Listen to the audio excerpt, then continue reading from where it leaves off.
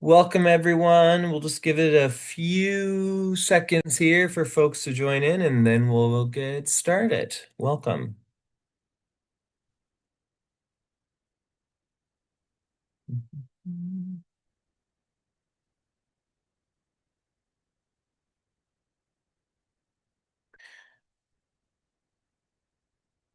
Welcome to those just joining. We're just going to give it another 20, 30 seconds or so just for folks to shuffle on in to the webinar. Thanks so much for joining.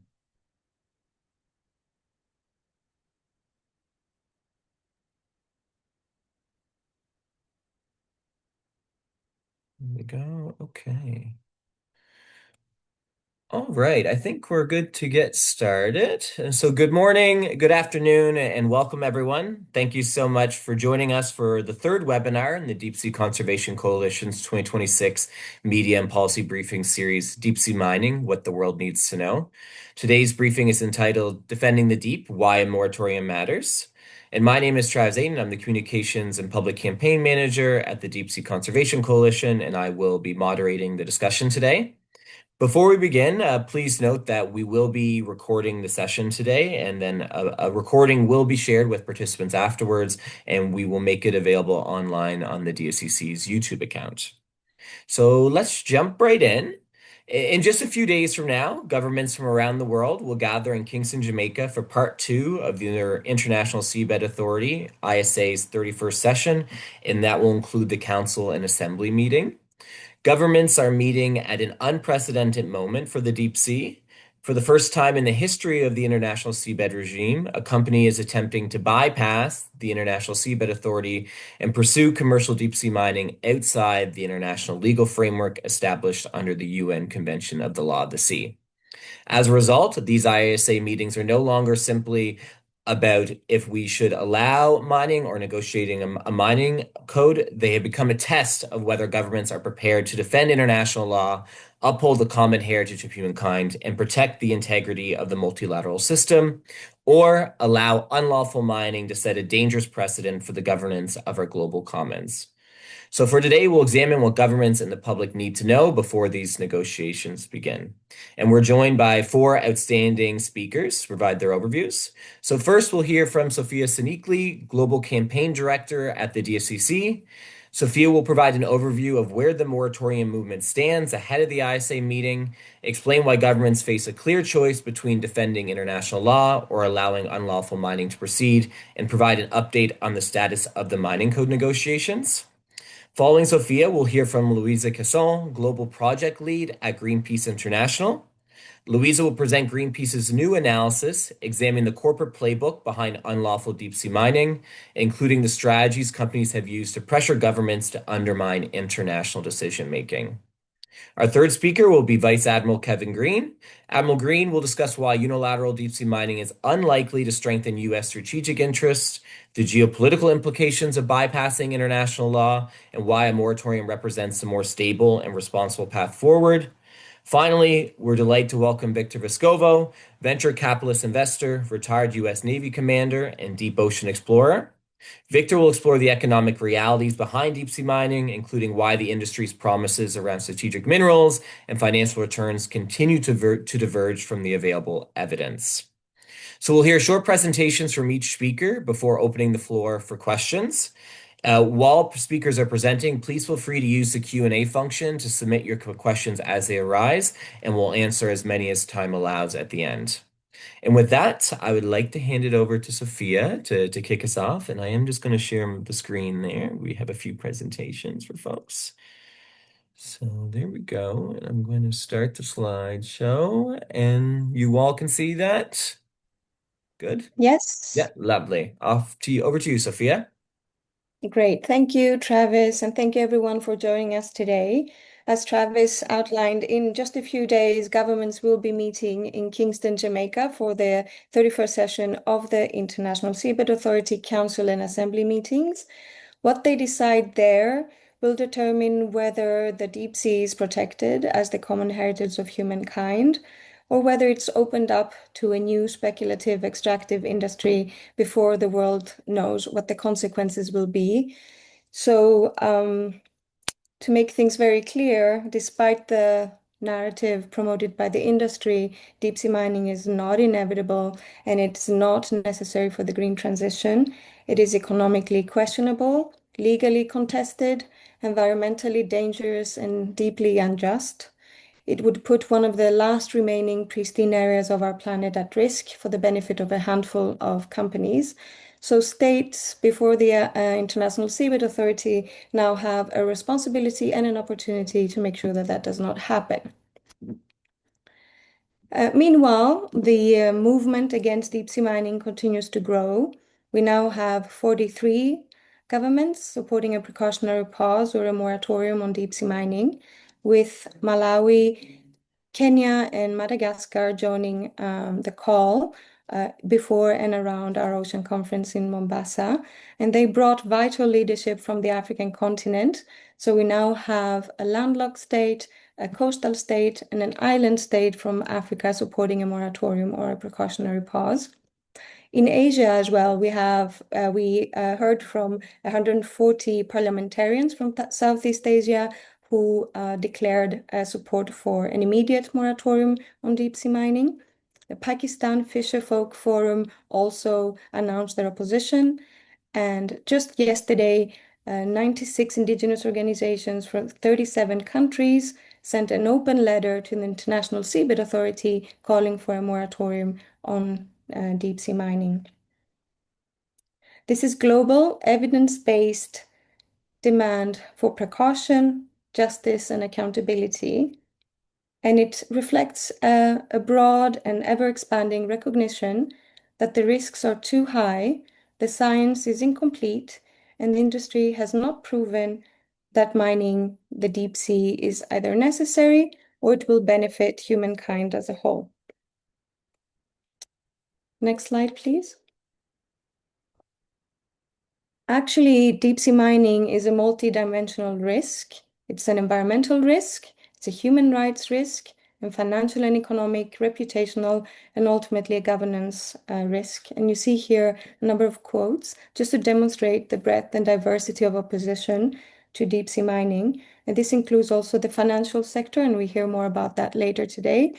But we have a recent report that 82 financial institutions managing 24 trillion euros in assets are either raising concern or taking direct exclusion policies. So this shows also that the financial industry sees this deep sea mining as a speculative, unstable, and dangerous, essentially, for reputation industry. The burden of proof belongs to those who wants to mine, and that burden has not been met. So until it does, exploitation must not proceed. Next slide. So here we are. The ISA meetings are coming up, and it is essentially a test for the ISA and for the international governance, multilateral order. Can state collectively protect the deep sea, humanity's common heritage, from unilateral and unlawful mining, and the pressure it applies either directly or indirectly in the decision-making process. So for us as the DACC, we're calling governments to act at least two levels. First, at the ISA, to adopt a moratorium on deep sea mining as a clear legal safeguard that will protect the deep sea and prevent irreversible harm before it is too late. And it would also remove the legitimacy, the political cover, and potentially the investment to the deep sea mining companies because they need all of that in order to move forward. It would also send an unmistakable message from Kingston that the deep sea is not up for sale, it's not up for grabs, it must not be sacrificed for corporate pressure. And the ISA was ultimately not set up to cater for the ambition and interest of companies, but to manage and protect the common heritage of humankind. And a moratorium is essentially the legal vehicle to provide that protection. The second layer of action for states is on making sure that they do not engage in or facilitate unlawful mining under international law. The ISA Secretary General already stated that unilateral action would violate international law, and this is based on the Articles 137, 139 of UNCLOS that says that no state party can claim, acquire, or exercise rights over minerals in the area outside the international framework. And a recent Matrix opinion, which was published just yesterday and commissioned by Pew and the DACC, reinforces this, and also that state parties' obligations extend beyond extraction itself. They apply to activities directly connected or in preparation of, and this is very important at this time, deep sea mining. So, including testing mining systems, shipboard processing, transport linked to extraction, potentially logistical support and other services. So state parties must make sure that they do not participate in, they do not finance, insure, flag, or otherwise enable unilateral mining. And these are binding obligations. They're not like political preferences. Next slide, please.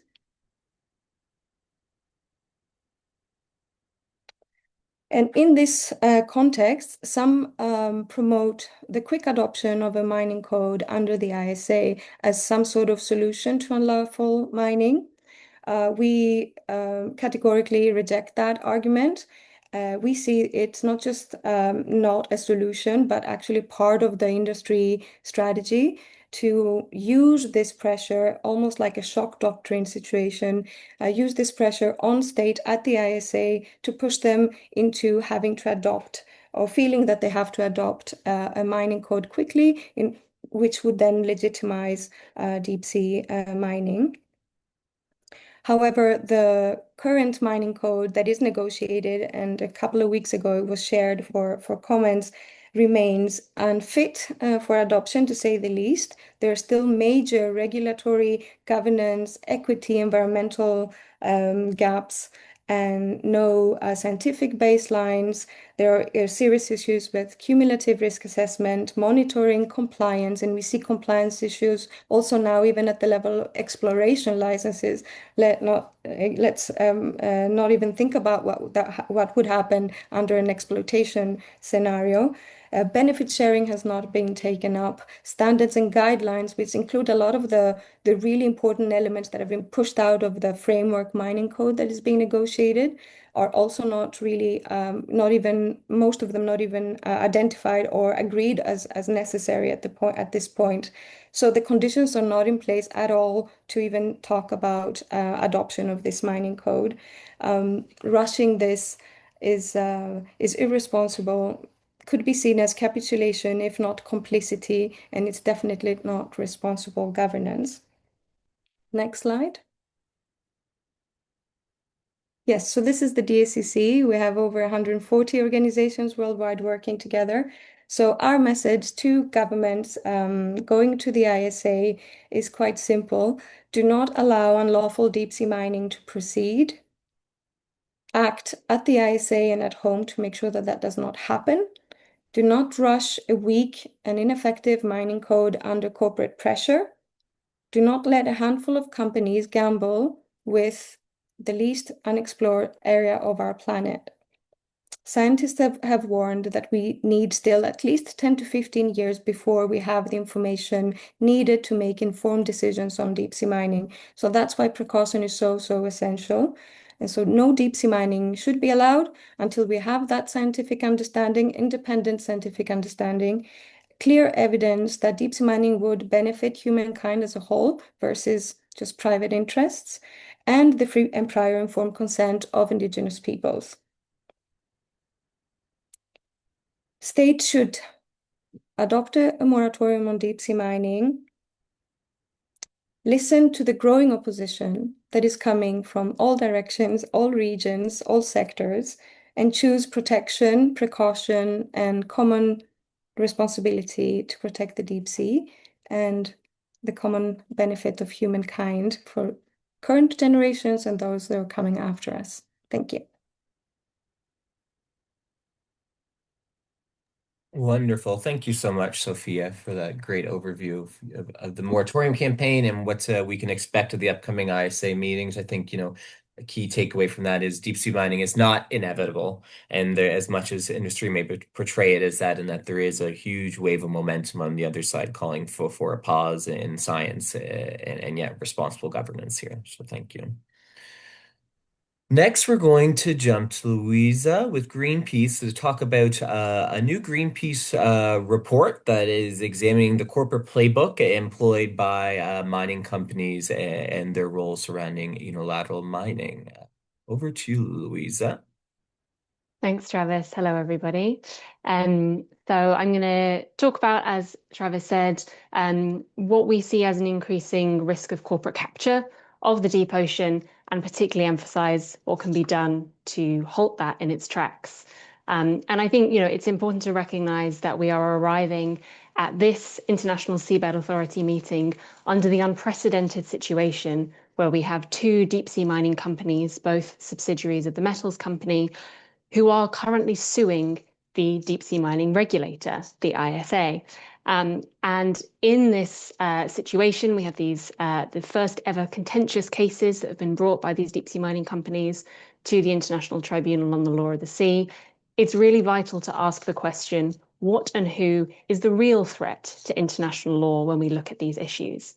And at Greenpeace, we wanted to really put this in the context of seeing, particularly over the last 5 years, adding a sort of escalating pressure, and similar to the playbooks that we see deployed by extractive and polluting industries, really seeing this concerted efforts of pressure and intimidation from a handful of companies to put undue pressure on governments and indeed on international law itself. But what I also really want to emphasize is that this threat of unlawful unilateral deep sea mining is not simply a problem for the US. It is not simply a question of whether the US and the US authorities and US entities are following international law or not, that actually there is both the opportunity and the legal obligations of countries all across the world to act to constrain unilateral mining and to defend not just the deep ocean, but the rule of law and international conventions themselves. Greenpeace released this full briefing last week. I've put the QR code on screen, and I'm sure we can share the link in the chat later as well. But I'll just talk through some of the key findings of that today. So as I mentioned, we really wanted to kind of put into context this latest twist and turn in the story of deep sea mining. And I think it's really important, particularly focusing on the front runner company, the metals company, who have been the most aggressive in pushing for the start of deep sea mining. We know that they have applied for an area that is about a fifth larger than the size of South Korea to actually start commercial mining that under unilateral US regulations in the international seabed. When we look at the actions of that company and their wholly owned subsidiaries, what we see is really a concerted set of tactics to escalate pressure on decision makers to try and open up deep sea mining in, as Sophia mentioned, one of our last remaining intact ecosystems on the planet.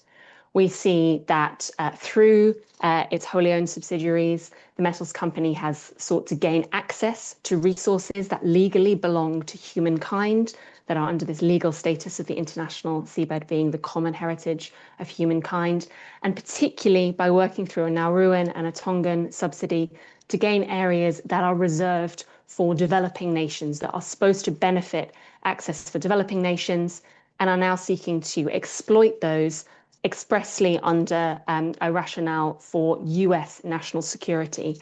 And I know our next speaker is going to question some of the potential gains and the arguments that are being put forward by industry on those grounds. But we are seeing, this company and senior figures in this company talk about, US national security as the reason that they are trying to exploit these areas that are expressly supposed to be for the benefit of humankind. Obviously, within the last year, we've seen the pressure really ramp up with this pursuit at the start of commercial mining through this unilateral mining scheme, which is widely considered in breach of international law. That's been name-checked not just by the head of the ISA, but by presidents from France, from Brazil, from foreign ministries all across the world.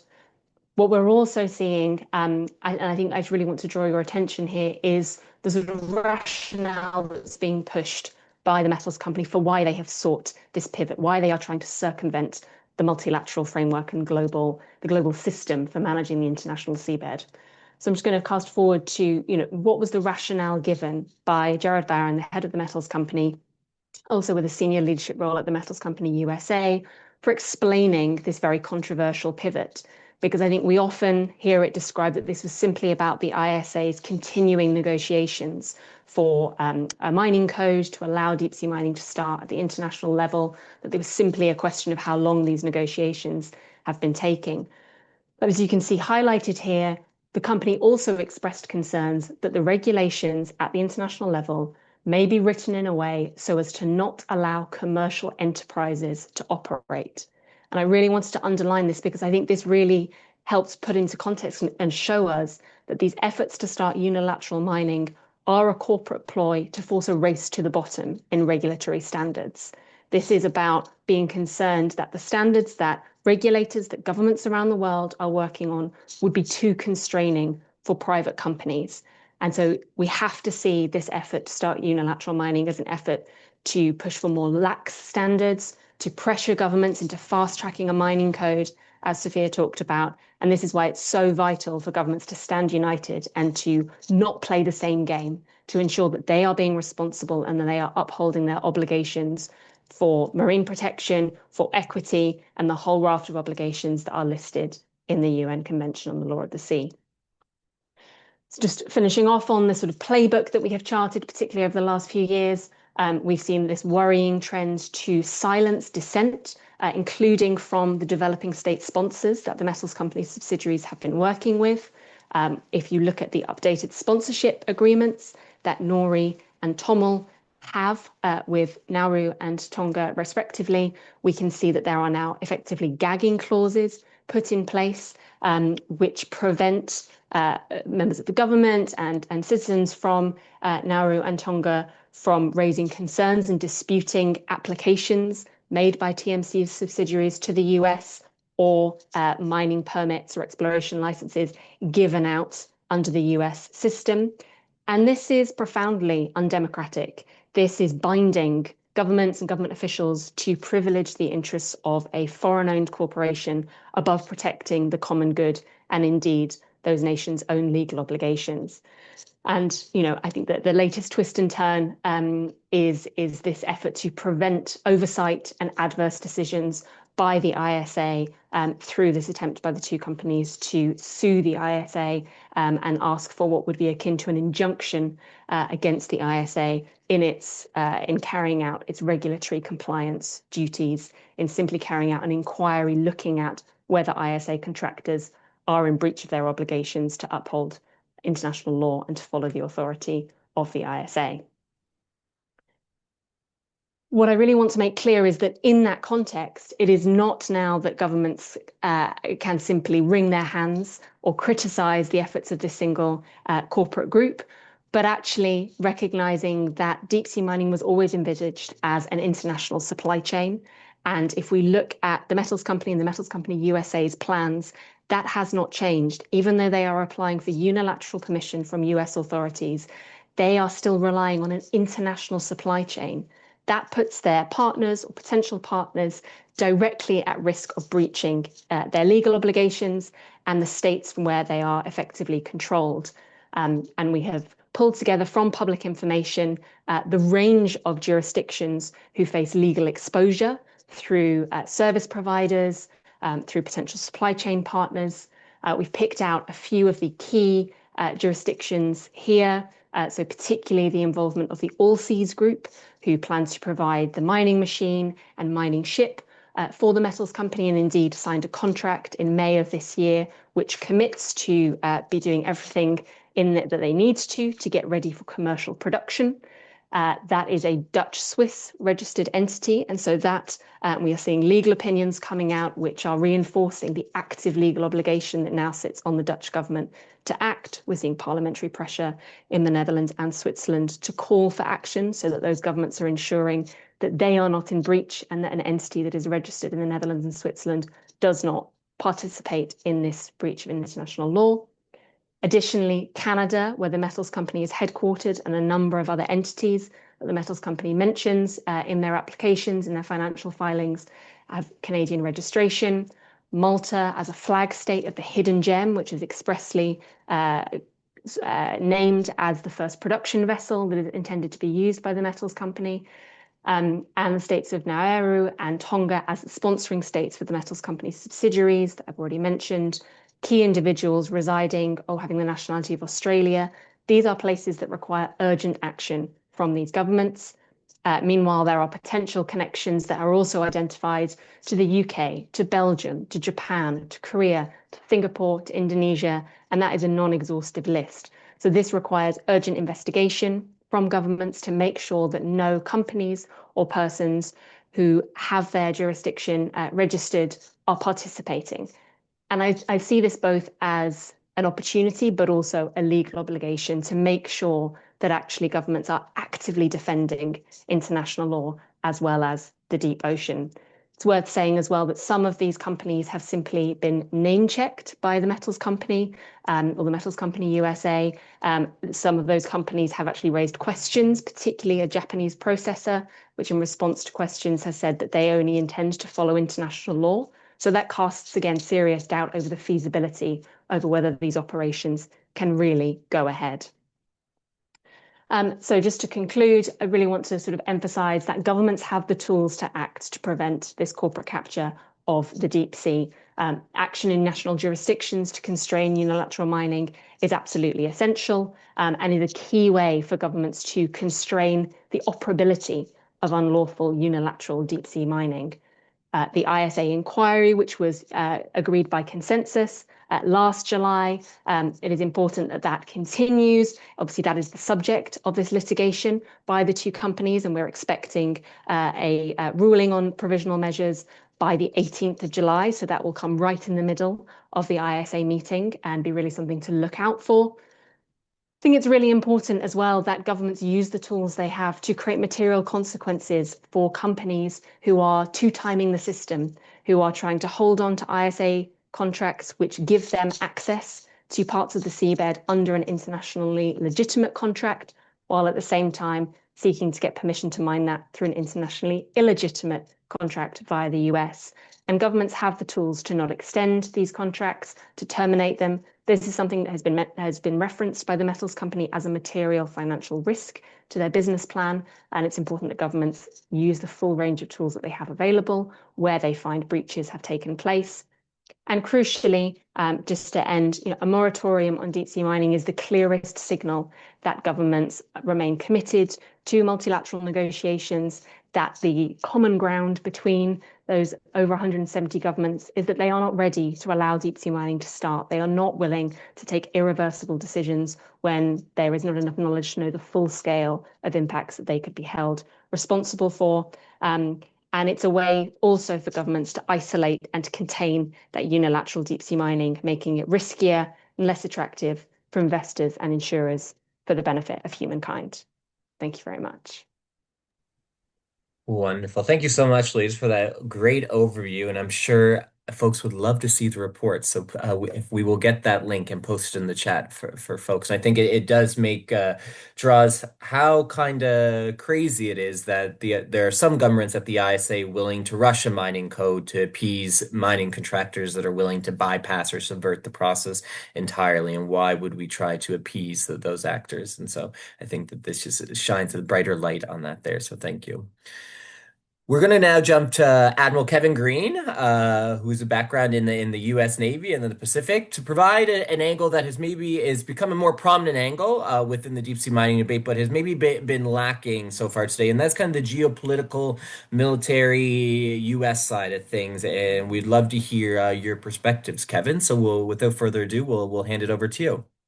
Thank you, Travis. Again, I am Vice Admiral, United States Navy, retired. Retired means I have to include a disclaimer in my comments. My comments today have not been cleared by the federal government, the Department of Defense, and certainly not by the commander of the U.S. Indo-Pacific Command. They represent my own conclusions based on public statements and activities and clear indications of what's important to the national security of the United States and our partners. America's greatest strategic advantage is not just the strength of our military, it's the unmatched network of allies and partners that stand alongside us.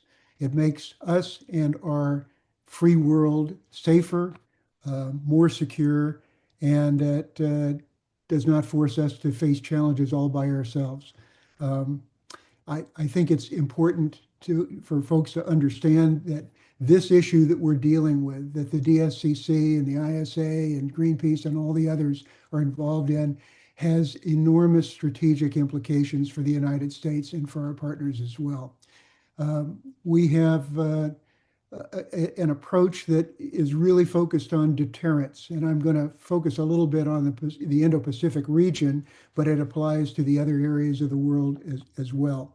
When we talk about deterrence, we're talking really about partnering with regional allies, expanding operational access, and investing in advanced technology.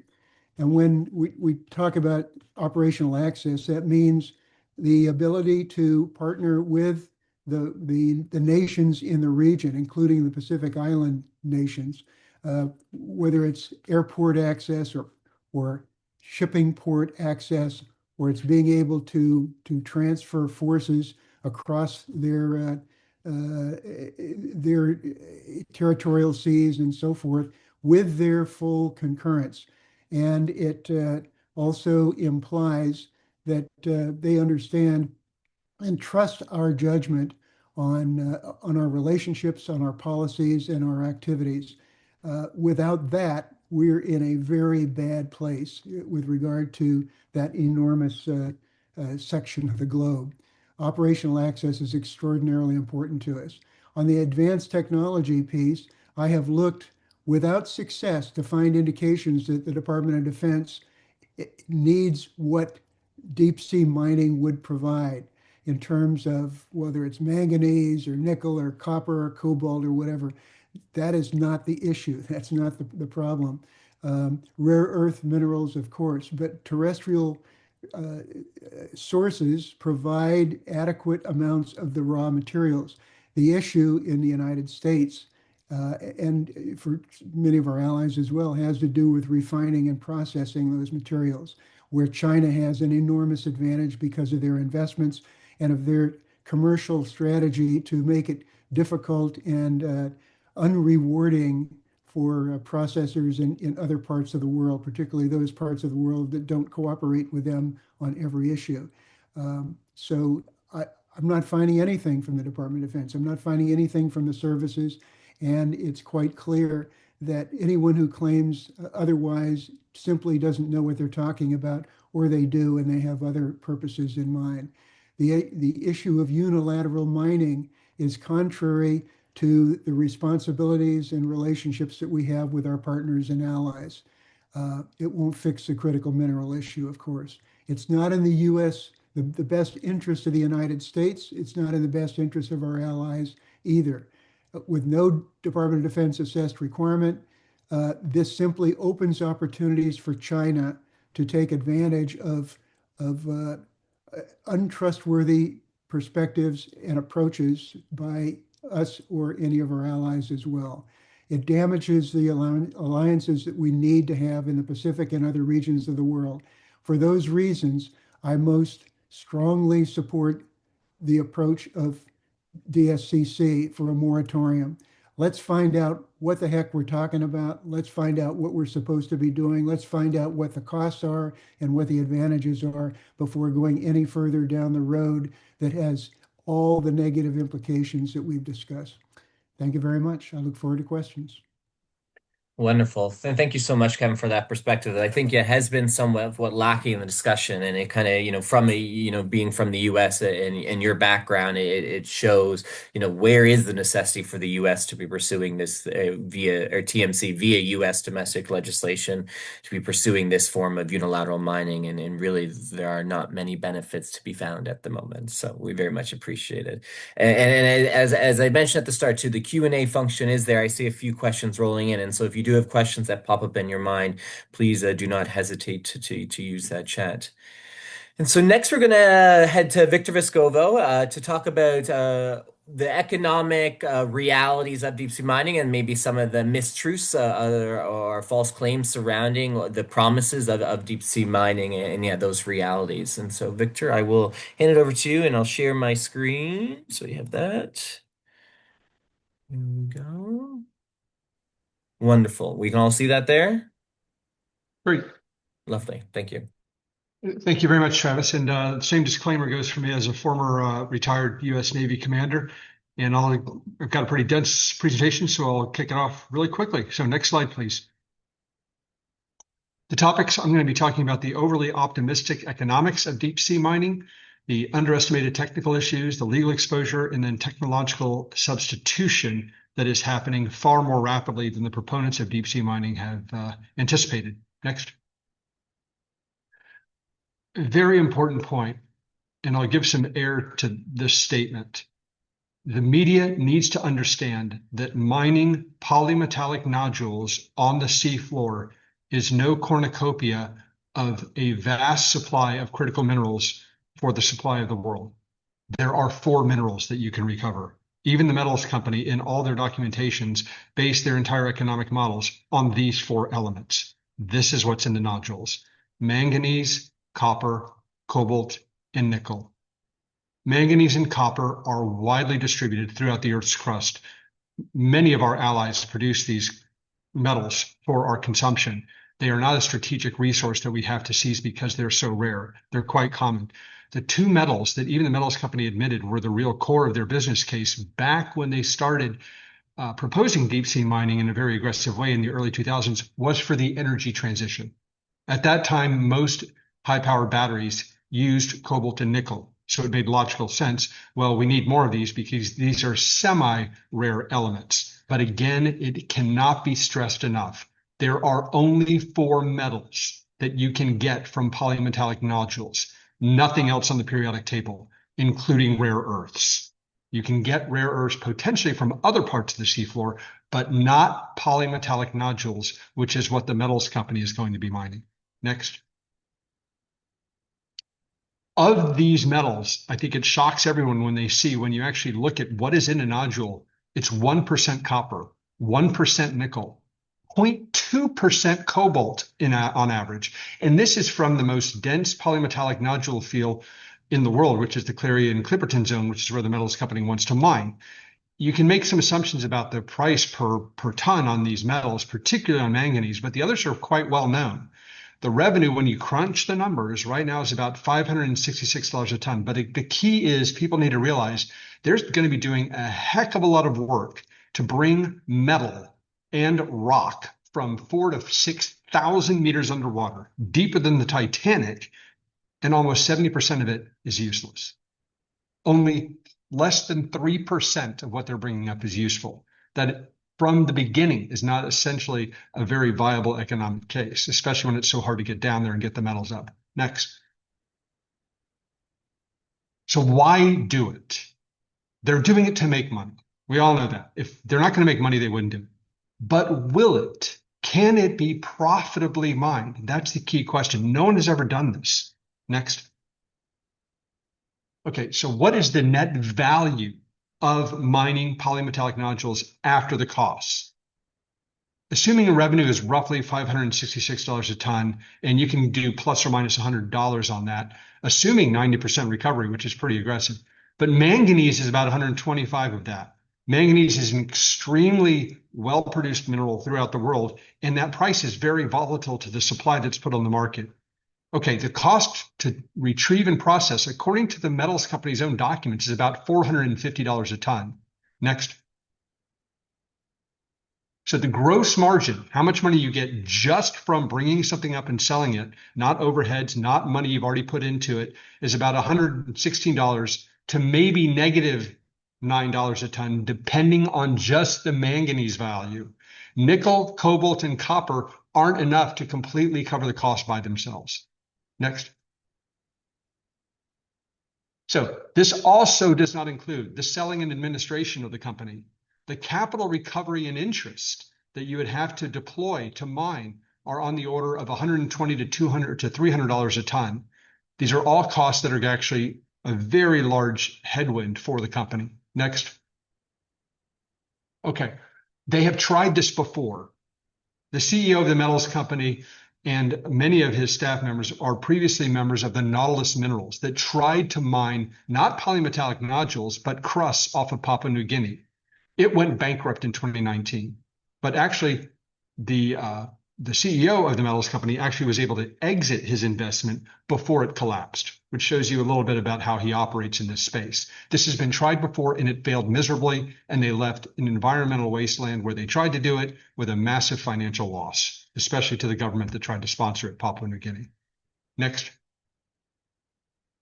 If you look at the metals company's own financial statements, they have spent basically $1 billion trying to do this already, and they have only been able to do a single pilot test in the Pacific and raised 3,000 tons of nodules. That's all. That's a tiny amount. That's less than a fraction of a percent of what they say they're going to raise at full production rate. And yet they've had to spend $1 billion to do this. This is a money-making operation for the people that are running this company, and they're trying to keep it going as long as they can to extract as much value as they can before it actually has a real test, and they actually have to produce minerals at a profit. In the meantime, they will continue to get their multi-million-dollar stock options, their compensation, et cetera. And if it fails, oh, well, too bad, that's capitalism. That's how they're approaching this. It's very clear. This happens all the time in finance. I know because I live in that world. Next slide. Is it to secure critical minerals, as the Admiral described? Really, will it? No. And what drives me to distraction is how many people in the media conflate mining polymetallic nodules with securing rare earths. They don't. Full stop. Even the metals company in its own documents doesn't have a single revenue line for recovering rare earths. And yet they let people believe that's the case because they think, well, of course, they're rare. And in fact, rare earth metals aren't actually that rare. They're actually quite common in the Earth's crust. They're rare because they're very difficult to find in their native form. So it's semantics that they're actually rare. They're very hard to process. So they're rare because you don't find them in an easy to access state. But it's not like they're so rare you can't find them on the Earth. That's not the case at all. So in the case of rare earths, there is a massive amount of disinformation that is encouraged by deep sea mining companies to say that mining the seafloor will get you a lot of rare earths. In the case of polymetallic nodules, they do not. Next. You're talking about a technical challenge that has never been done commercially. All the machinery will be under 5,800 pounds per square inch. Again, this is deeper than Titanic. This is not like getting oil and gas out. Oil and gas wants to come up. It's a liquid. Instead, they will be lifting metals in a riser with sludge that basically is trying to bring it all the way up. And oh, by the way, it's going to be moving. Oil and gas pipelines down from the seafloor really don't move that much. This is going to be following rovers on the bottom of the seafloor. It'll be immersed in corrosive salt water in freezing temperatures. I have personally operated 12-ton machines, submersibles, at these depths. It is incredibly harsh. It's one of the most brutal environments on the planet, and yet they talk like it's no big deal. It is. Every single time we came up from these depths, we had to do significant maintenance on my submersible, and we didn't have near the rotating machinery that these vehicles will. Next. There's clouds of silt. You have a huge conveyor system that has to work flawlessly. Then you actually have to transfer thousands of tons of metal ore from the collector vehicle to the bulk carrier that takes it back to a processing site. That alone has never been done at scale before and is incredibly dangerous on the high sea with ships rocking, et cetera. This is very difficult what they're trying to do, and yet no one seems to pay attention to the sheer difficulty of doing this. Next. I won't get into this, but the International Seabed Authority has basically said that, if you don't mine without a permit from them, you're basically violating international law. Next. The price of the metals has gone down.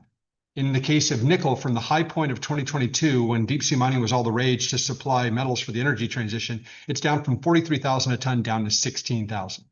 And it's kind of stable there. Next. If you look at cobalt, it has come down from $82,000 a ton to $56,000 a ton. It actually went down below 30,000 a ton until the Democratic Republic of Congo, that produces 90% of world cobalt, imposed export quotas. They're artificially controlling the market and artificially inflating the price. If new supply came onto the market, that ability would collapse, and so would the price. So the prices don't even really support deep sea mining anymore like they did 5 years ago. That's why they have pivoted their strategy to saying, this isn't about making metals for the energy transition. Oh, it's for national security. It's because their original hypothesis doesn't work. Next. And then there's the technological issue.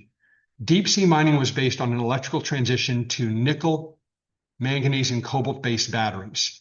That has dramatically changed in the last 6 to 7 years. Lithium iron phosphate batteries, which aren't quite as dense in energy as nickel, cobalt, and manganese, are still good enough, and they're much cheaper, and they don't catch fire, which is why they've increased their market share from 10% to more than 45%, because this is 2025 data. So the demand for the metals has actually flattened, which is why the prices on the previous slide have stabilized to gone down. Not only has lithium iron phosphate gained significant share, but now they are commercially producing in China sodium ion batteries, which are even cheaper than lithium iron phosphate, and yet have many of the same advantages in terms of cold resistance, not fire, etc. Will there be a market for nickel, cobalt, manganese batteries? Yes, but only in a very limited, high demand electrical need. So this technological substitution is what really caused the metals company to pivot to the national security angle. It's because their original economic case no longer holds water in the case of this technological substitution by a much cheaper alternative. Next. I know this is a dense slide. This is mainly for looking afterwards, but this is a very subtle point, but it's very important. And this is a geeky finance thing, but it's important. In their pre-feasibility study, the metals company, and in all the years previous, were saying that their operation would have a so-called net present value of $5.5 billion. That's going to generate massive amounts of positive cash flow when you value the cash flows over time. In finance, you look at all the money that is supposed to come to you in the future, and then you apply an interest rate to value it in the present time. That's why it's called net present value. It's a very esoteric point, but it's critical because the metals company and other mining companies are trotting out this number to say, see, it's going to be really profitable, but no one digs into the numbers. The interest rate they use to value their future cash flows is 8% consistently in all of their financial models. What this graph on the right shows is that 8% is basically a proxy for how they value the risk of what they're doing. That is an incredibly unrealistic risk factor to use. That is less than what most industrial companies use, or even healthcare. A far more realistic interest rate or risk factor to use would be something that you would use in a new technology in venture capital, which is more like 30 to 40%. That's what we use in venture capital. If you use that kind of risk-adjusted return for their projected cash flows in the future, you basically get zero. And that makes sense. Those future cash flows that they're anticipating 5, 10, 20 years from now should not be valued like a government bond. It's much more risky than that. And if you use a much riskier number to value those future cash flows, it's just not worth it. Next. The key points: seafloor mining for nodules only yields 2 metals of any economic consequence, cobalt and nickel, not rare earths. Mining from the sea has been unsuccessful before, and it's highly uncertain that it will have any economic gain. Next. The technical and legal issues are major problems. If companies that are supporting their operations are in violation of international law, you can imagine the legal entanglements and cost that they will have in order to overcome those issues. And the United States does not have the processing capability to take care of any nodules brought out from the sea by itself. So therefore, there are huge legal risks that can delay them, cost them time and money. And by the way, the two key metals of cobalt and nickel are now in oversupply, so much so that the Democratic Republic of the Congo actually has export quotas on them. And nickel is at $16,000 a ton. It just doesn't work. Next. Therefore, in summary, deep sea mining is extremely challenging technically. It's undeniably destructive to the environment. It's strategically, as the Admiral pointed out, non-relevant, historically and very likely money-losing, and it is a solution to a battery metals problem that existed 5 years ago. And yet, companies do not one day wake up and say, oh, you know what? You were right. We should just do something else. Here's your money back. That's not what they do. They pivot and they will keep spending money given to them and drive that idea into the ground until they go bankrupt. And that is my projection for the metals company and for deep sea mining in general. Investors should not believe the Pollyanna projections of this industry. Thank you. Wonderful, Victor. Thank you so much for painting that stark economic reality surrounding deep sea mining and really, lifting the covers back on what the realities are. And we will add this presentation to the press kit that we will share with journalists after this as well, so folks can access that. And so we do have time for a couple Q&A questions there, and I see there is a couple that have popped up here. And so let me just review them real quickly. And so I will take the first one here. And we'll allow whoever wants to jump in first, please go right ahead, unmute, or I will direct it to the folks on the panel here. But what does the economic benefit for the whole of mankind look like? And I think we kind of touched on that, and there may not be much economic benefit. What happens if scientific evidence points to manageable risk? And so I think we kind of answered the first question, but what about manageable risk from deep sea mining? Are there risks that are manageable? And so I might look to Louisa or Sophia to kick us off there. If what is deep sea mining sustainable? Can we manage what they want planned to do? So I think we're seeing increasing warnings coming out from scientists. There is a science deep sea mining statement that's now been signed by 1,000 experts worldwide. And this is largely due to, as we find out more and as more tests are done and the length of time that we have to actually assess how is the seabed reacting to small scale tests that were done several decades ago, we're actually seeing an increasing number of warnings and risks emerging. So we now have the benefit of being able to look at very small scale tests that were done 40, 50 years ago. Scientists have been able to return in the last few years and have seen that there is recovery is not happening, that we're not seeing that, there are both drops in the abundance of species, the diversity of species. Both of those were down by about a third in one particular test, and those are on small scale tests.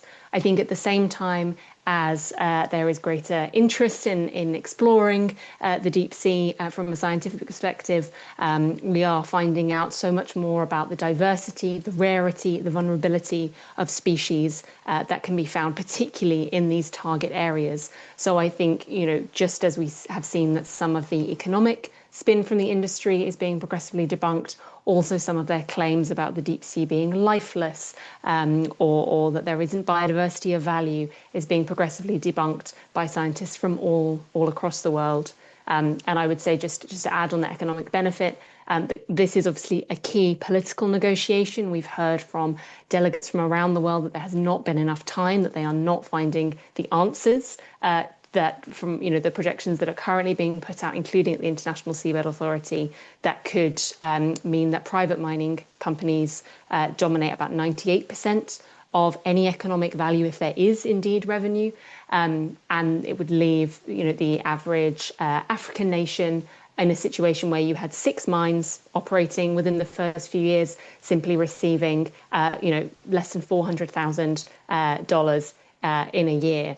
So these are not huge sums, and I think this is really pushing the increasing momentum of governments feeling it's not worth it, that actually some of these conditions, these legal conditions to allow deep sea mining to start, to know that the protection of the marine environment can be guaranteed, that if it starts it would provide benefit to humankind, that those conditions have not been met, and therefore to give certainty to all stakeholders that actually a moratorium or a precautionary pause is the clearest regulatory answer at this stage.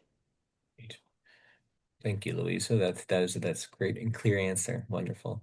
So we're going to jump to the next one as well, just so we can answer a few of these before the hour. So I see another question here. I don't see on the Assembly program of work an item on a general policy that was in previous years for folks that follow along the negotiations. Does that mean you don't expect a formal discussion on a moratorium this time, or is it in a way replaced by the possible decision to request an advisory opinion from ITLOS? And so, yes, there's no general policy on the Assembly agenda this year. Will the moratorium come up at the ISA? And it may look to you, Sophia, for this one. Yeah, thanks, Travis. Indeed, it's not a general policy on the Assembly program of work this time around. However, that is coming up already in the council, where there are a number of states that are calling for a general policy for the environment. So the question is, who will bring that forward again, under what sort of plan for the next cycle? The review of the ISA is also up at the agenda for the Assembly, and that's something that has been unfortunately postponed, even though it is a legal obligation of the ISA to conduct a review of the institution. And within that review, it's readiness, let's say, in terms of governance and transparency and environmental safeguards. So the environment would come into that review if that review is now finally agreed to move forward. I think there's a general also strategy from some of the states to minimize the role of the Assembly that we've seen in the past years. The council has only a few countries as members, and a lot of the very important decisions are being discussed at the Assembly, at the Council. The Assembly is the primary organ of the ISA, where all the states have a voice. But we've seen in the past years a strategy to really minimize the role of the Assembly and, in a way, silence or limit the opportunity of states who are not members of the Council to engage meaningfully in decision making. So we are trying, as civil society and many around the world, and as more and more states are interested, to see how all the governments will actually attend the Assembly and demand and push for agenda items at the Assembly that are actually meaningful and reflect the power of this forum. So in the past few years, we've seen a gradual increase in attendance. And 5 years ago, there was not even a quorum. Gradually, that is being secured. More and more states are attending. There is, by design, perhaps, no fund to support the attendance of states to the Assembly. So developing states, it's a long trip. It's a very expensive trip to make. It's also many days in Jamaica. They do not have the financial ability potentially to join, and a number of states have raised this. And there is no mechanism to really help developing states to join or to increase their capacity, understanding of this very, very technical, complex issue. So again, more and more states should attend. We're calling on all states to attend this time around with a high-level representation. We have more ministers attending now the Assembly than ever before. So the moratorium, I'm quite confident, will be very much in the statements of the states and hopefully also brought into the deliberations. There's also an agenda item that we find very interesting and want to see how that evolves, on science, that is put forward by Vanuatu, and the need for scientific understanding before decisions on mining are made. And I've seen that there is a webinar that is being set up by the International Seabed Authority tomorrow, where Vanuatu will be talking about that agenda item and their envisaged outcome of that discussion at the Assembly. So again, this is an invitation for everyone who is interested in the Assembly to attend that webinar and also to follow the discussions online, or come and join us at the Assembly and the Council in Jamaica. Amazing. Thank you so much, Sophia.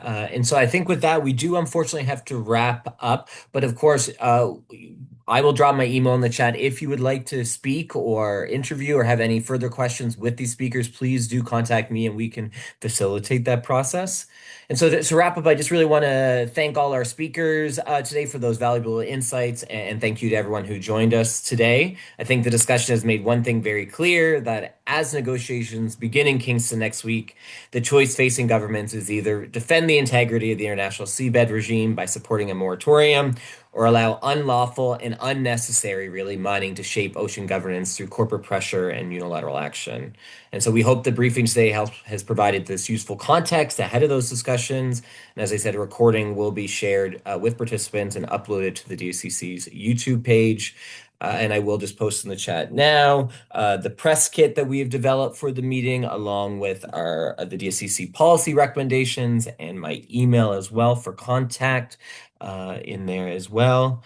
And with that, yeah, thank you so much for joining us. We'll hope you continue to follow the ISA meetings over the coming weeks. And yeah, final thank you again to our wonderful presenters.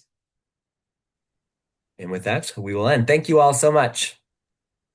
Thank you. Thank you.